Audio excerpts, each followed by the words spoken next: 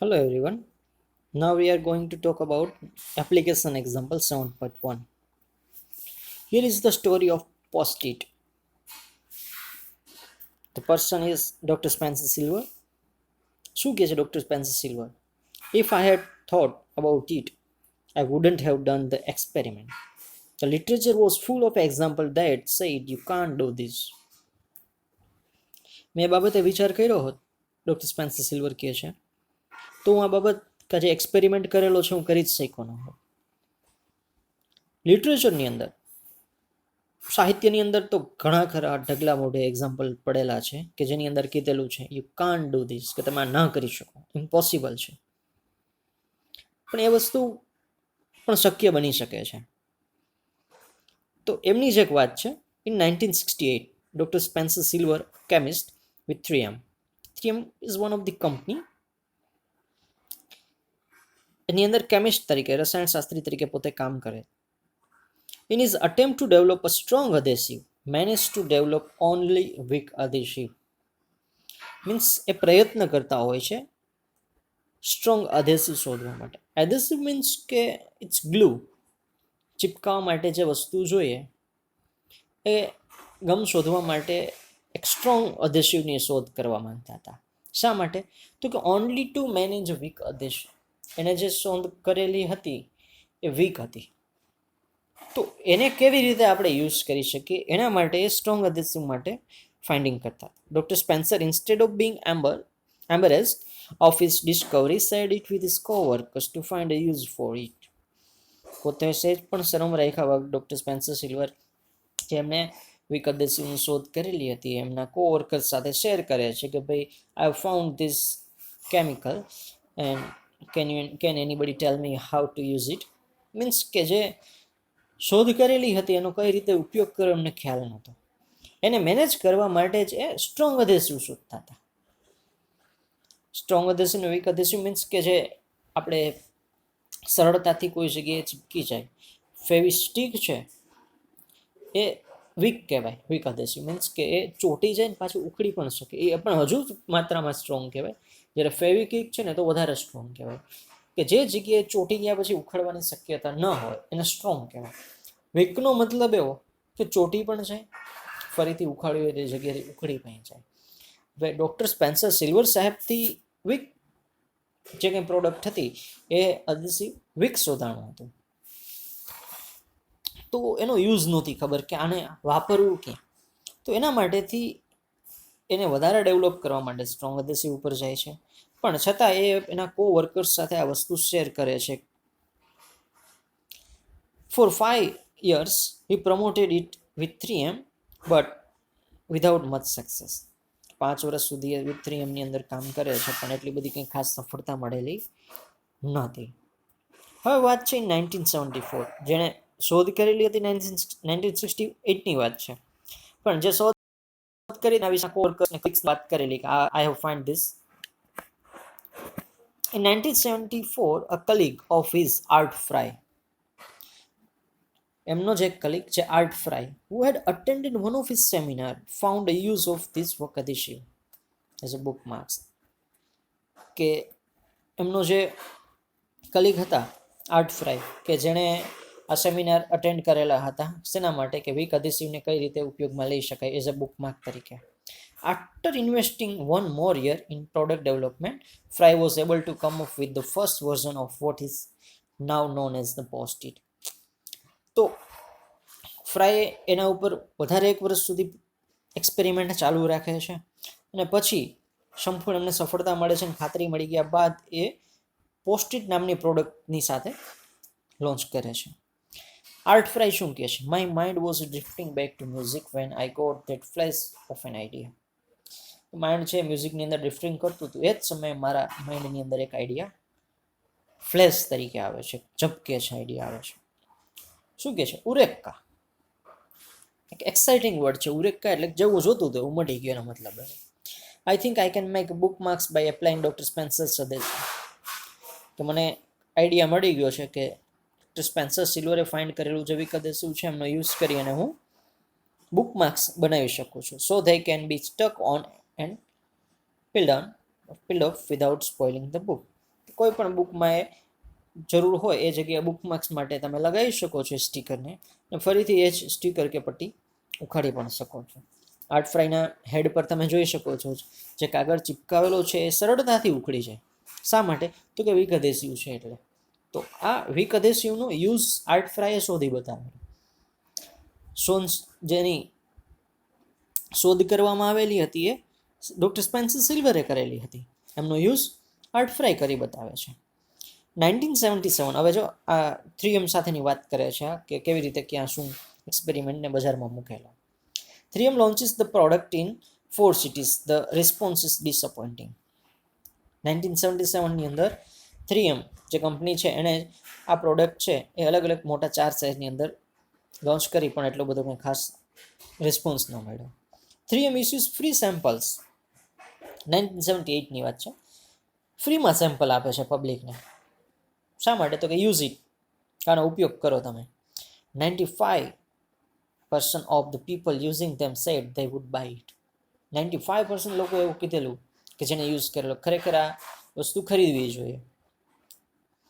1980ની વાત છે. 3M debuted in US stores as a post-it notes. US સ્ટોર્સની અંદર 3M debut કરે છે પોસ્ટ-ઇટ નોટ્સ નામ આપીને. 1981માં post it are launched in Canada and Europe.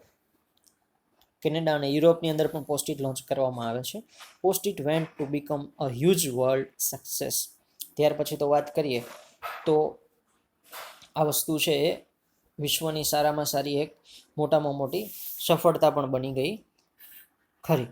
કારણ કે બુકમાર્ક્સ છે એ દરેક જગ્યાએ કામ આવે. બુકમાર્ક વગર કંઈ પોસિબલ નથી હોતું. કોઈ પણ જગ્યાએ ડોક્યુમેન્ટેશન ફાઇલો હોય, રજિસ્ટર્સ હોય, એમાં એક જ બુકની અંદર ઘણા ખરા અલગ અલગ વિભાગ પાડવા હોય તમારે, પાર્ટિશન્સ, તો એ બુકમાર્ક્સ દ્વારા તમે દર્શાવી શકો છો. 12 સ્ટ્રીપ્સ પટ્ટી આવતી હોય, દેખાતી હોય, એમાં તમે લખી પણ શકો છો. એ પટ્ટી પાછી ખોલવી હોય તો ખુલી પણ જાય, બીજી જગ્યાએ ચોટી પણ જાય. તો આ રીતે વાત થઈ કે કોઈ પણ વસ્તુનું સંશોધન કરી લીધા પછી એમને સહેજે શરમ સંકોચ નહોતી રાખેલી. આનો યુઝ કરતા મને નથી ખ્યાલ કે આનો યુઝ ક્યાં કરવો, પણ એને એમના કોવર્કર્સ સાથે શેર કરેલા અને આ રીતે એમને સફળતા પણ મળી. હવે જે વાત કરશું એ સેકન્ડ એક્ઝામ્પલ વિશે જોઈએ. Nikhil computer engineer. સ્ટોરી છે અહીંયા. નિખિલ એક computer engineer was on a visit to his village. કે એના ગામની મુલાકાતે ગયેલો હતો. He was distressed to see the people of his village being squeezed by middlemen. એના ગામના લોકોને જોવે છે, ખેડૂતોને ખાસ તો, કે ગામના લોકો છે એ સ્ક્વીઝડ એટલે કે દબાઈ ગયા હતા બિચારા, કે વચ્ચે મિડલમેન હોય એમના હસ્તક જ એને જે કંઈ ખેતીકીય વ્યવહાર કરવાના હોય થતા હતા. The farmers were not getting their fair prices of their produce. જે કે પ્રોડક્શન કરતા હતા એમને યોગ્ય ભાવ કે જે કિંમત મળવા પાત્ર હોય એ કિંમત મળતી નહોતી. મિડલમેન છે એ બધું પોતે લઈ શકે. ઘરે બેસીને વિચારે છે, why can't we connect the farmers to the marketplace directly using the technology? As a computer engineer તરીકે વિચારે છે કે શા માટે આપણે એવું કંઈ કરીએ નહીં કે ફાર્મર છે ડાયરેક્ટલી માર્કેટ સાથે કનેક્ટેડ થઈએ ટેકનોલોજીના માધ્યમ દ્વારા.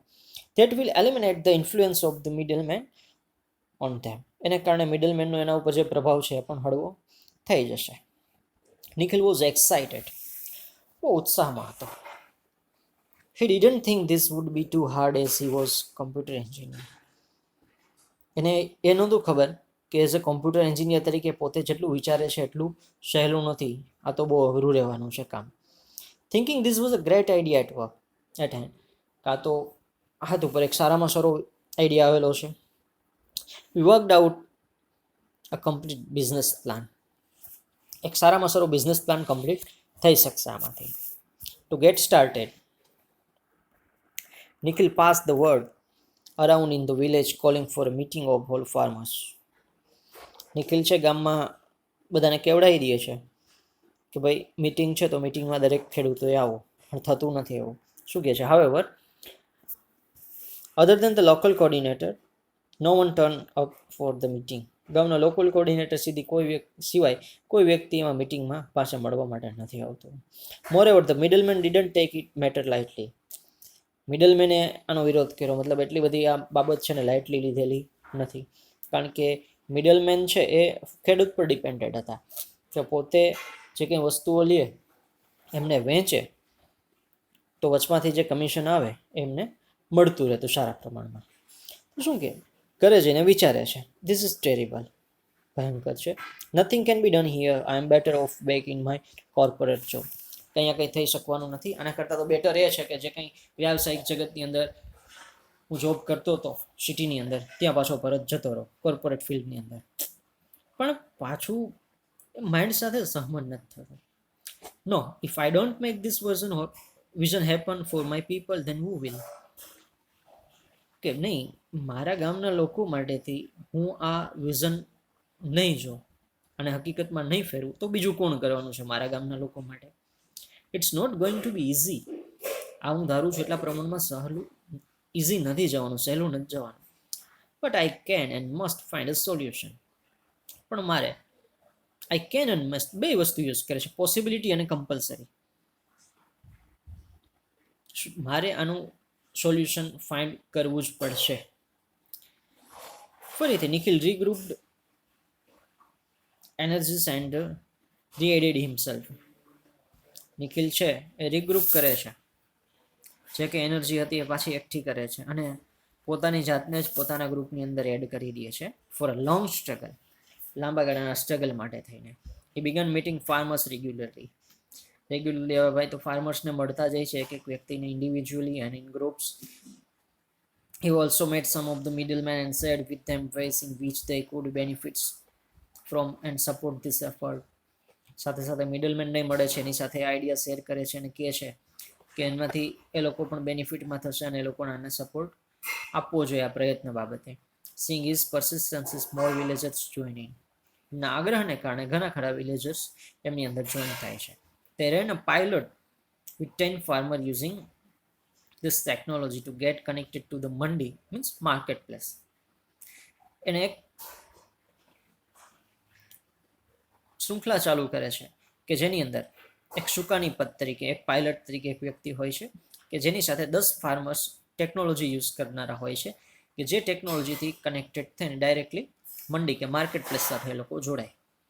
These 10 farmers then become the advocates to the other farmers in the village. પછી જે 10 વ્યક્તિ આગળથી શીખેલા હોય એ બીજા 10 વ્યક્તિ છે ગામના બીજા લોકો માટે સલાહકાર બની જાય છે, ગામના બીજા લોકોને મદદરૂપ થાય, હેલ્પ કરે ને માર્ગદર્શન આપે. ધ મોમેન્ટ કોટ ઓન, આ જે કંઈ ચળવળ કહે છે આ લોકો, ધ મોમેન્ટ છે ચળવળની માફક આગળ વધે છે. More and more people got involved, વધારેમાં વધારે લોકો એમની અંદર જોઈન થાય છે.